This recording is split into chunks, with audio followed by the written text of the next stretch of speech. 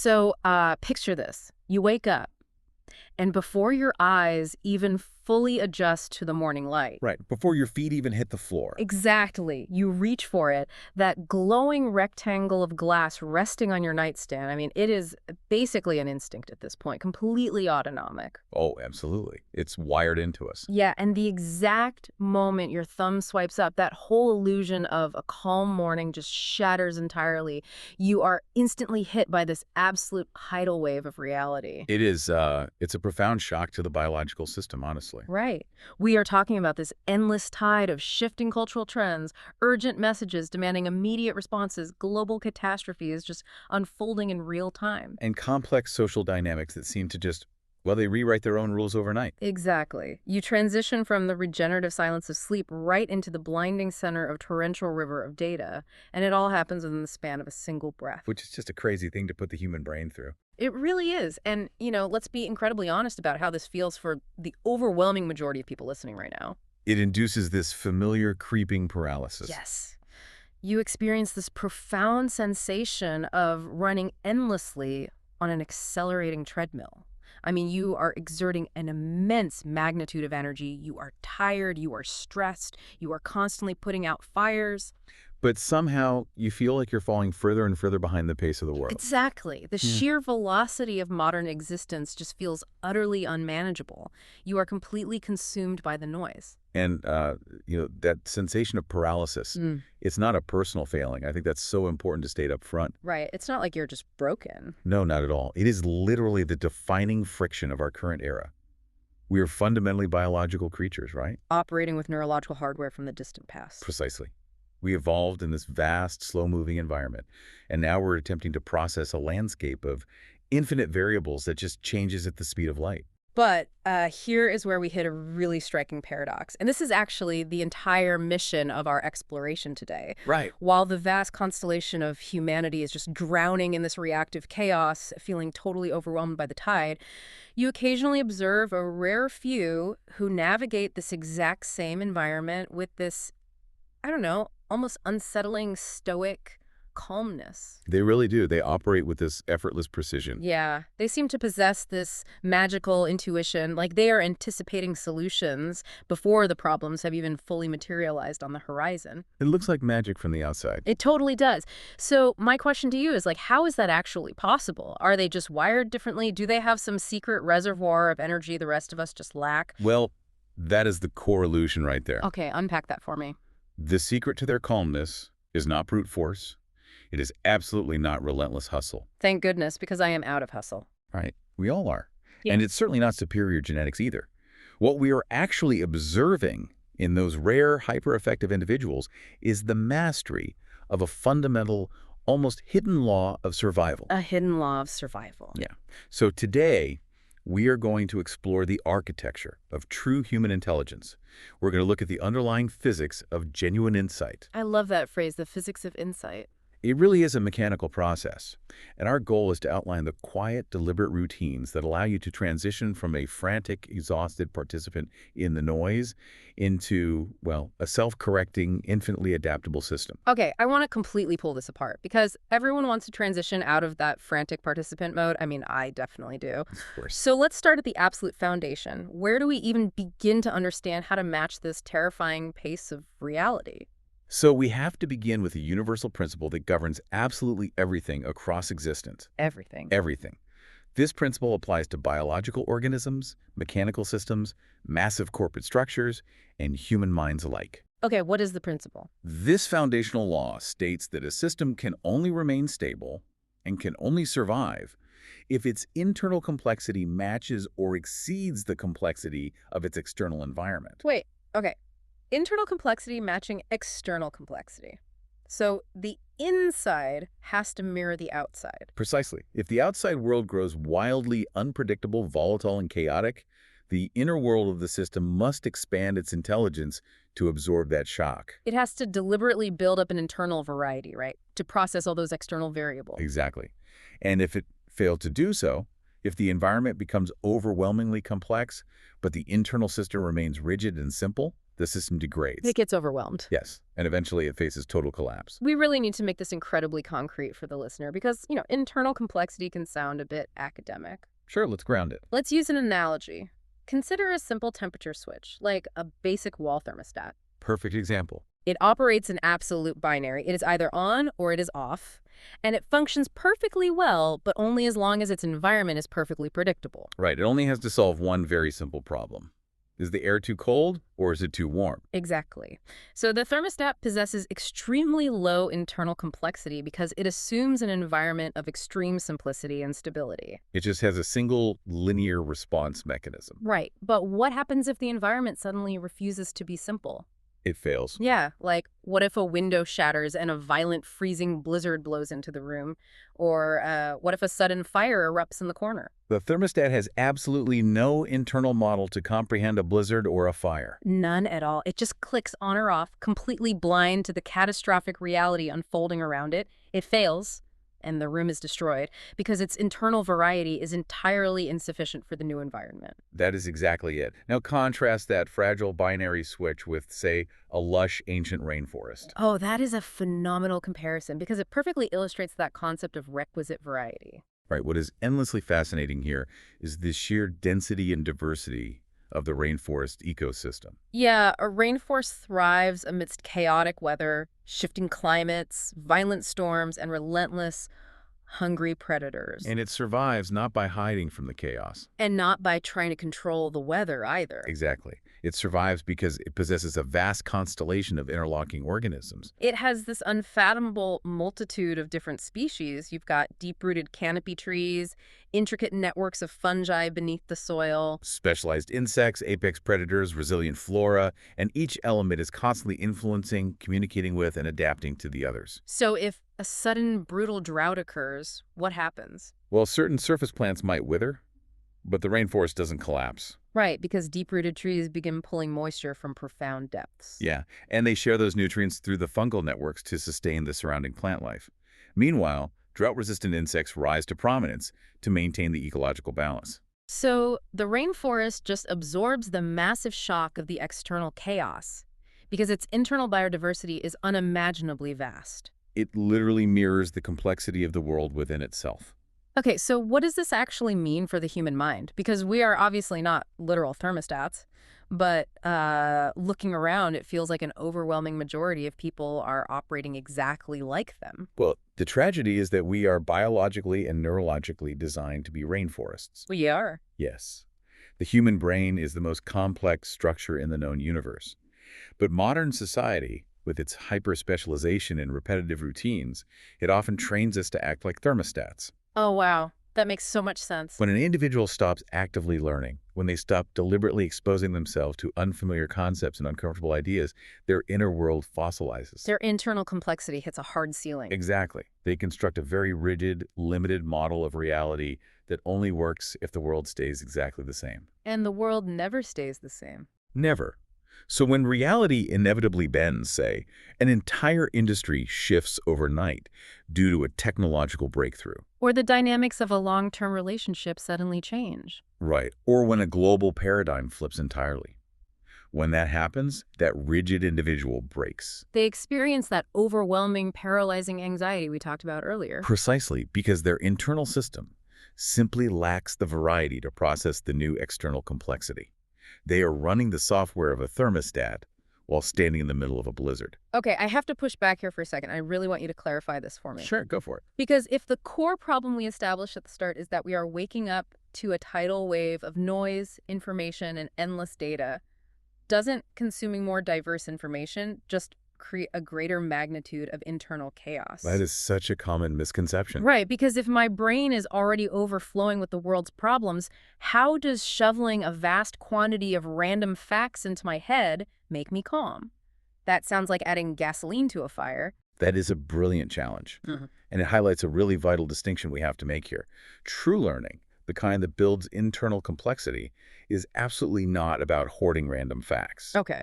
It is not about scrolling through an endless tide of disconnected trivia on a social feed. That behavior is simply absorbing the external noise and allowing it to pollute your internal environment. So that just makes you weaker, not stronger. Exactly. True learning is about building architectural pathways. It is about acquiring foundational mental models from diverse, rigorous disciplines. So you're talking about the difference between, like, reading an endless stream of angry reactionary commentary versus reading one profound, well-researched text on evolutionary biology or structural engineering. Exactly. One is mere noise. The other provides a new structural framework for understanding reality. Right. When you build these diverse mental models, you are deliberately cultivating cognitive biodiversity. You are creating redundancy and resilience in your thinking. I see. Let's say one branch of your strategy fails in the real world. Perhaps a specific marketing tactic you rely on stops working because the algorithm changed. Right. A mind that is rigid just panics in that scenario. But a mind that is rich in conceptual biodiversity automatically dips into its vast reservoir. It generates a new creative response. Yes, it might pull a concept from human psychology or a principle from fluid dynamics to solve that sudden bottleneck. So this internal variety, it acts as a massive buffer against anxiety. It basically means you aren't reliant on just one single way of doing things. Yes, it turns the terrifying pace of external change into raw fuel for your own internal growth. Wow. The anxiety you feel in the morning isn't necessarily just the world being terrible. It is the biological alarm bell warning you that your mental ecosystem is too fragile for the environment you are walking into. That reframes the entire concept of anxiety for me. It is just an indicator light on the dashboard saying system update required. Exactly.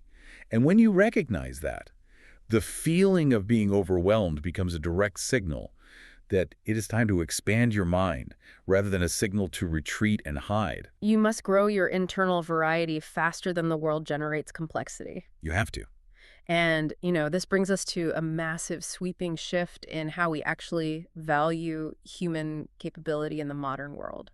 If we connect this law of requisite variety to the bigger picture, we are living through a profound transition. We absolutely are. The very currency of value in society has fundamentally changed. The passage of eras is always marked by a fundamental shift in what a civilization deems most valuable. Right. Like if we look back to the distant past and straight through the industrial cycles, the metrics of success were fairly straightforward. Physical stamina, brute force. And the ability to execute repetitive labor. That defined your worth. The person who could swing the hammer the longest or assemble the parts the fastest without breaking down commanded the highest value. But that era is effectively over. Yeah, the global economy has fundamentally shifted away from repetitive production. We moved into the knowledge economy, and now we are rapidly accelerating into something entirely different. The era of insight. The era of insight, that is the perfect terminology. We have moved from a world of manual execution to a world of sense-making and creative synthesis. So let me explain the actual physics of insight, because this is crucial. Please do. How does insight operate as a mechanism of ultimate leverage in a world that is moving this fast? True power, in our current landscape, lies entirely in the ability to interpret extreme complexity and identify invisible patterns that others just miss. Because of automation, right? Exactly. Yeah. Consider the reality of a highly automated world. Machines, complex algorithms, sophisticated software. They now handle an overwhelming majority of the repetitive tasks. And they execute processes with a speed, scale, and perfection that human biology simply cannot match. Right. But this does not make humans obsolete. Rather, it exponentially amplifies the value of this singular human who knows where to direct the machine. Oh, that's profound. Insight is the ultimate leverage because it dictates the trajectory of all that automated brute force. Let me offer an analogy here just to really ground this physics of insight for the listener. Go for it. Imagine an incredibly vast, highly complex logistical facility, like a massive factory, filled with moving parts. You have an army of workers whose entire job is just pushing buttons on the machines, moving levers, executing the sequence. Right. They work incredibly hard, they sweat, they're physically exhausted at the end of every day. But their value is entirely tied to their physical presence and their repetitive motion. Okay, I'm with you. Now contrast them with the singular architect or systems engineer who might only walk the factory floor once a month, but when an absolutely catastrophic alarm goes off and the entire system is melting down, threatening the whole operation. The architect walks in. Exactly. This singular individual walks in, observes the chaos, and knows exactly which single hidden button to press to save the factory. That is a brilliant illustration. That singular individual commands total freedom and astronomical value, because their understanding possesses an immense magnitude. They are not paid for the physical labor of pushing the button. No, the physical effort is negligible. They are compensated for the vast, accumulated internal complexity that allow them to recognize the hidden pattern in the chaos, diagnose the failure, and apply the precise solution. They hold the map to the territory. They understand the entire ecosystem, while everyone else just understands their individual lever. Yes. And, what is endlessly fascinating here is the profound paradox of how this success actually looks from the outside. What do you mean? Well, to the untrained eye, a life that is entirely optimized for insight looks remarkably, almost offensively idle. It looks like laziness. It absolutely does. If you were to observe the daily calendar of someone who has truly mastered this realm, like the greatest allocators of capital, the most visionary architects of technology, the most profound philosophers, you would see massive expanses of blank space. Oh, totally. You would see a calendar stripped of endless reactive meetings. You would witness long stretches of quiet reflection, solitary walks, or hours spent simply sitting and thinking. And to a society that is deeply obsessed with visible exhaustion as a metric of moral worth, this appears incredibly lazy. We have this deeply ingrained cultural belief that if you aren't visibly stressed, if you aren't rushing frantically from one obligation to the next, if your inbox isn't overflowing, you aren't doing anything important. We equate suffering with productivity. We really do. But that invisible quiet time is where the heavy lifting occurs. That intense internal processing is taking mountains of chaotic, disparate data and compressing it into elegant simplicity. Exactly. It is the vital mental digestion required to generate a magnitude of value that brute force could never, ever achieve. The quiet architecture of success is built on the understanding that mental space is not empty. It is the active laboratory where raw information is transmutated into rare insight. Beautifully said. And I feel like this perfectly transitions into how that transmutation actually happens over the passage of time, because it is crucial to state that it doesn't happen overnight. No, it definitely does not. You don't just sit in a chair for an afternoon and suddenly understand the universe. There is a deeply mechanical, almost agonizing process at play here, which is the law of compounding wisdom. This is perhaps the most powerful force a human being can harness. Really? Yes. We intuitively understand compounding interest in finance, right? The idea that wealth generates wealth, and over a vast expanse of time, the growth curve bends upwards and becomes exponential. Right, it skyrockets. Well, knowledge and wisdom follow the exact same mathematical trajectory. Because knowledge does not stack linearly like bricks. You don't just add one fact to another fact and have two facts. It multiplies. The models interact. Exactly. But the brutal reality of this exponential nature is that the beginning of the curve is incredibly deceiving. It is a desert. A desert. We call that the slow accumulation phase, don't we? Yes. And it is a period of immense psychological friction and intense frustration. Let's really explore that friction, because I feel like this is where most people quit. They do. When an individual first begins intentionally expanding their mind, when they decide they want to build that internal rainforest, and they start reading dense material, wrestling with new philosophies, trying to understand unfamiliar systems outside their profession, the deposits of knowledge feel completely isolated. They do. You spend a weekend reading a difficult text on behavioral economics, and you feel like you expended a massive amount of cognitive energy. But you wake up on Monday and your day-to-day life hasn't changed at all. The visible output is incredibly low. It feels like dropping single pebbles into a bottomless well. You hear no splash, you see no rising water, you feel no different. The invisible accumulation phase. You are planting seeds in the dark soil of your subconscious, but they remain completely dormant. And because we live in a culture that demands immediate gratification, most people abandon the pursuit of deep learning right here. They crave the immediate linear reward. They want to put in an hour of effort and receive a visible, measurable improvement. The absolute tragedy is that they walk away just before the curve begins to bend upward. They abandon the well just before the water reaches the surface. So what is the trigger? What actually catalyzes this slow, agonizing crawl into an exponential explosion of intuition and insight? The trigger is intersectional learning. It's the magic of cross-pollination. Intersectional learning. Okay, unpack that. When you are acquiring isolated facts within a single discipline, your growth remains somewhat linear. If you only ever study marketing, you will only ever have marketing solutions. Right. But true wisdom, the kind that generates exponential insight, requires bridging entirely different disciplines. Give me a tangible, detailed sense of how that bridging works in the mind. Like, walk me through a scenario. Okay, let us imagine a scenario involving a leader tasked with saving a massive, globally distributed organization that has become paralyzed by internal bureaucracy. The system is failing. Okay, high stakes. Now, if this leader only possesses traditional management theories, they will try to solve the problem by creating more committees or restructuring the org chart. Which usually just makes it worse. Exactly. But imagine this leader has spent a vast magnitude of time studying entirely unrelated fields. Suppose they deeply understand the principles of evolutionary biology, how species adapt to hostile environments through mutation. Okay.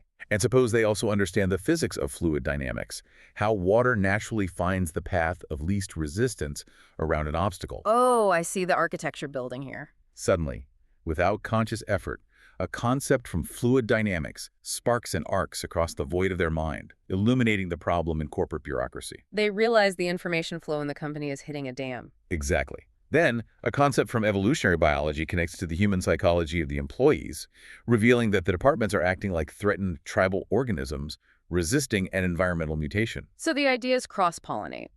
The mind spontaneously creates its own weather systems of thought. Yes.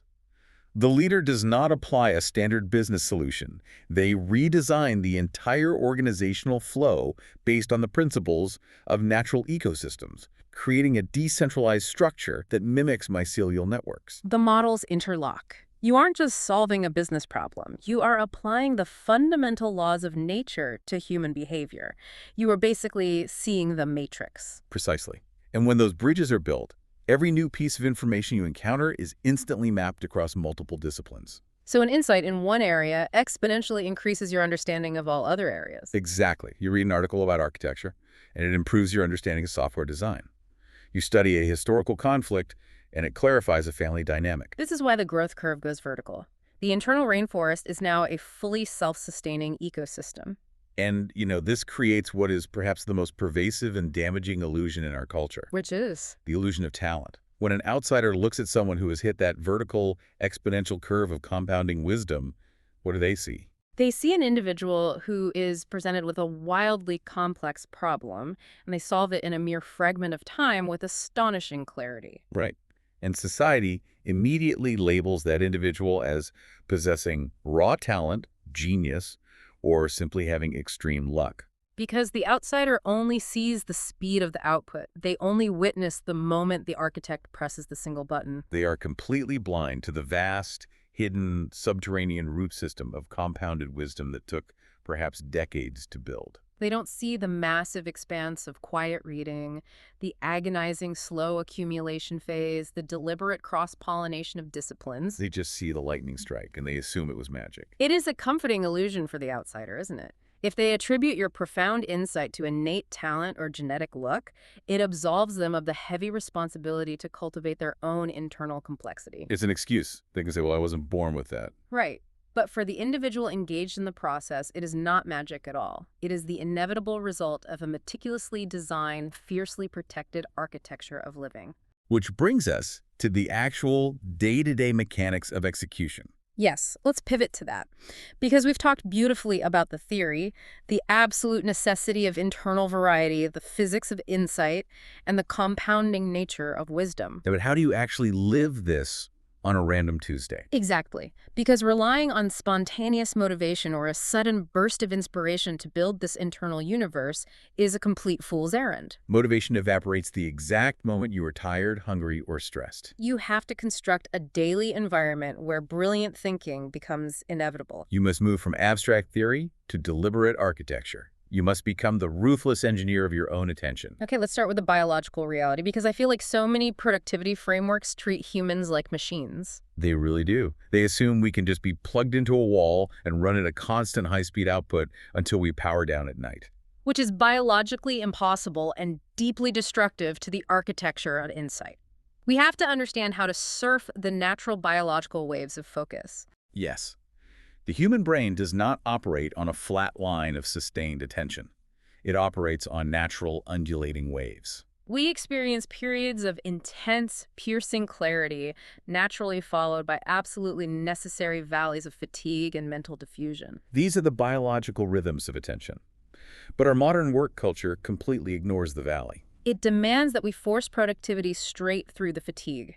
Drink more caffeine, stare harder at the screen, push through the slump. And forcing output through the valley of fatigue actively destroys the potential for insight. Really? How so? When you try to grind through mental exhaustion, your brain narrows its focus to mere survival. The neurological pathways responsible for creative association just shut down. You revert entirely to reactive, rigid thinking. You revert to being the thermostat. Exactly. True thinkers, those who build profound internal complexity, operate very differently. They work in intense, deep bursts of focused attention, riding the crest of that natural wave. And when the wave breaks and the valley inevitably approaches, what do? They do not push through. They engage in complete mental detachment. They step entirely away from the inputs. But what does that actually mean? Because for a lot of people, taking a break means scrolling on their phone, which is just different input. Oh, that is fake rest. True mental detachment means severing the flow of new information entirely. So like taking a long walk without an audio device? Yes. It means washing the dishes in silence. It means staring out a window and letting the mind wander aimlessly. Just spacing out. Exactly. Now, it is crucial to understand the neuroscience here, that wandering is not wasted time. It is the brain shifting into its default mode network. The default mode network. This is the background processing state where the subconscious mind actively synthesizes the complex information you gathered during the peak of the wave. The valley is where the actual connections are formed. So the connections happen in the silence. Okay, if we understand these biological waves, how do we sequence our day to maximize them? Well, there is a very specific sequence of synthesis that seems to be universal among those who have mastered this art. The sequential rhythm is crucial. It generally flows through three distinct phases, right?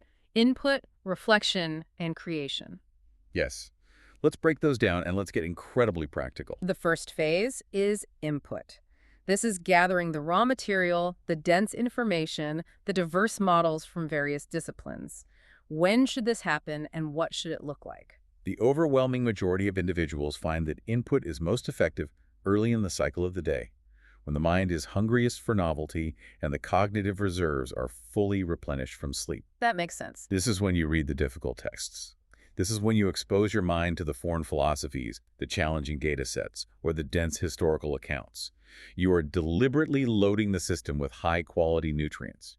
But you cannot just consume endlessly. That leads to intellectual obesity. You just become bloated with facts you can't use, which brings us right back to the feeling of being overwhelmed. Which brings us to the second and absolutely most frequently skipped step, reflection. This is the vital gap. This is the valley we were talking about. It is the digestion phase. You must give the subconscious room to process the raw material without immediately demanding a usable output. So reflection could look like writing freely in a journal with no intended audience. Yes. Or quietly contemplating a single idea while staring out a window or simply sitting in silence.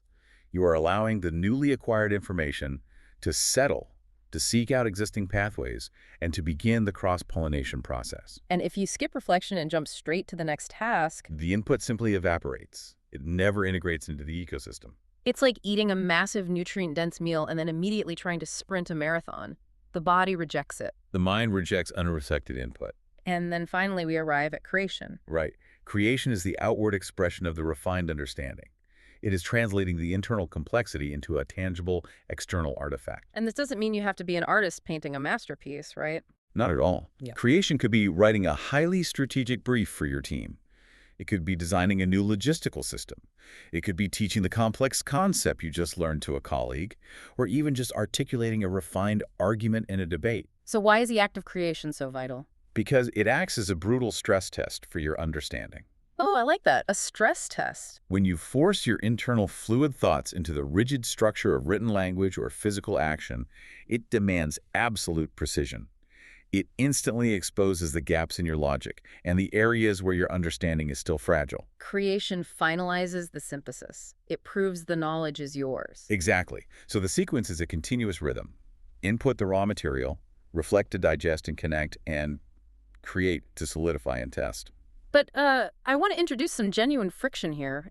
None of this happens in a vacuum. A listener right now is thinking, this sequence sounds beautiful, but I have a demanding boss, a noisy household, and a chaotic life. I can't just arrange my day like a philosopher king. That's a very fair point. The physical space and the reality we occupy play a massive role here. Environmental cues dictate biological baselines. You absolutely cannot separate the mind from the space it inhabits. If you cannot control your entire day, you must ruthlessly control microenvironments. Let's talk about clutter, because I think a lot of people drastically underestimate the cognitive load of their physical surroundings. They do. A chaotic, disorganized physical environment, a desk covered in scattered papers, a room full of visual noise, a device constantly flashing notifications in the periphery of your vision. It guarantees a fragmented attention span. Because every single object in your visual field demands a microfraction of your cognitive bandwidth. Your brain is constantly scanning and processing the clutter, even subconsciously. It is continuously evaluating, is that a threat? Is that a task I forgot? Right. If your environment is chaotic, your mind's perpetually exhausted before you even attempt to focus on the deep work. So architecting your environment for brilliance means aggressively stripping away the visual and auditory noise. Yes. A clean, intentionally designed, minimalist space signals to the biological brain that it is safe to drop its guard and descend into deep, sustained focus. And it goes deeper than just the room. It is the biological vessel itself. Attempting to generate profound, paradigm-shifting insight while you are physically depleted is a biological impossibility. It is a profound arrogance to believe the mind can soar when the body is collapsing. Exactly. If you lack fundamental hydration, if you are chronically deprived of deep rest, if you exist in a state of stagnant physical movement, your cognitive capacity plummets. Because your brain uses a massive percentage of your available energy. Yes, and if the biological baseline is unstable, the brain restricts energy flow to the prefrontal cortex, the seat of complex architectural thought, and diverts it to the primal centers of survival. You literally cannot access the higher architecture of your intelligence if you are fundamentally exhausted or dehydrated. The system locks you out. The body must be an incredibly stable foundation for the mind to reach escape velocity. You must treat the biological baseline with absolute reverence. Sleep, hydration, movement. These are not wellness trends. They are the fundamental prerequisites for requisite variety. Absolutely. So let's say someone commits to this entire paradigm. They honor the law of requisite variety, they fiercely protect their time, they respect the biological rhythms of the wave and the valley, they execute the sequence of input, reflection, and creation, and they optimize their environment. It's a lot. Yes. Over a vast expanse of time, as this wisdom compounds, something remarkable shifts. You transition to the final stage of this evolution. You transcend the mechanics of the habit. Yes. There comes a threshold where learning ceases to be an activity you schedule on a calendar. It is no longer a task you do between certain hours to get better at your job. It becomes the very essence of how you operate in the world. You literally ascend to become an intelligent, self-correcting system. You transition from being a static entity that occasionally acquires information into a dynamic process that is perpetually evolving in real time. Let's outline the mechanics of this self-correcting system. How does it actually function when it meets the friction of reality? It operates through a relentless, frictionless feedback loop. Okay, walk me through the loop. First, it gathers data from the environment with hypervigilance, observing nuance, detecting subtle shifts in context, listening deeply. Right. Second, it integrates that data into its existing vast network of mental models. Third, it applies that refined understanding through immediate decisive action in the world. And fourth, It relentlessly adjusts its internal models based on the precise feedback that reality provides. gather, integrate, apply, adjust, a continuous loop. And what I find most fascinating about this state is how it fundamentally alters the emotional experience of failure. Oh, this is a critical distinction that separates the frantic participant from the stoic navigator. For the fragile ego, failure is an emotional catastrophe. It is interpreted as an indictment of self-worth. It causes shame, retreat, and defensiveness. But for an intelligent, self-correcting system, failure is completely stripped of all emotional weight. It is purely informational. It is simply highly valuable, high-fidelity data. When an action does not produce the desired result, the system does not despair. It recalibrates. It views the failure as reality whispering the precise location of a flaw in its internal map. Exactly. It takes that data, feeds it directly back into the integration phase, and the next iteration becomes infinitely sharper. The ego is removed, leaving only the pure mechanics of optimization. The emotional detachment from failure is an absolute superpower. You become impervious to the paralysis of perfectionism. You really do. But there is a level even above that. We have to bring up the highest form of this state, which is the arrival of meta-awareness. Meta-awareness, the profound ability to observe the observer. Watching yourself think in real time. This is where it gets incredibly profound, almost entering the realm of the philosophical. Well, most individuals are completely fused with their thoughts. If a thought arises, they believe they are that thought. If a surge of anger or fear emerges, they are entirely consumed by it. They act it out immediately. But meta-awareness creates a vital, expansive psychological distance. You are no longer the thought. You are the vast, silent space in which the thought occurs. You are watching the code execute rather than just blindly acting out the programming. You see the anger rising, but you don't become the anger. Precisely. And this is where true leverage lies, because it allows for the rewriting of the internal code in real time. Yeah. When you possess meta-awareness, you can catch destructive emotional loops, deeply ingrained cognitive biases, and flawed assumptions milliseconds before they manifest as physical actions or spoken words. Imagine being in a high-stakes negotiation.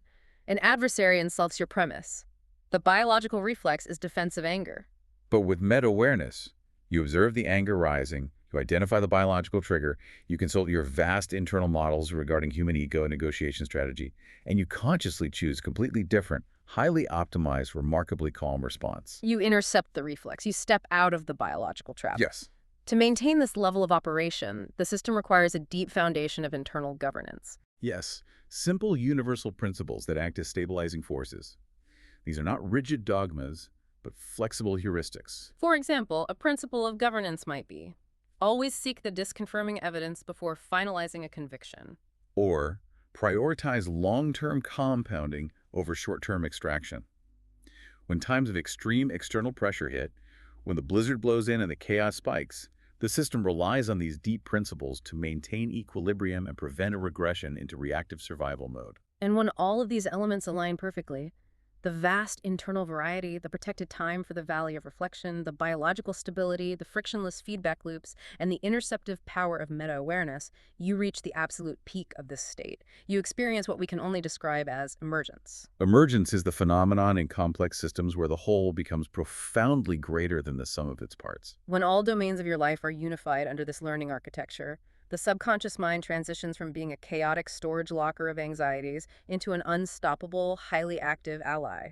You stop feeling like you are violently dragging your mind towards solutions, and you begin to feel like your mind is gracefully handing solutions to you. Profound insights, the mapping of entirely new structures and complex problem solving arrive entirely unannounced during the most mundane moments. You are literally just tying your shoes or watching the rain fall against the glass, and suddenly, the perfect architecture for a massive project fully materializes in your consciousness with total clarity. It feels like magic to the outsider, but we know it is the ultimate expression of the compounding machinery you have spent years relentlessly building in the dark. And this changes the entire qualitative experience of existence.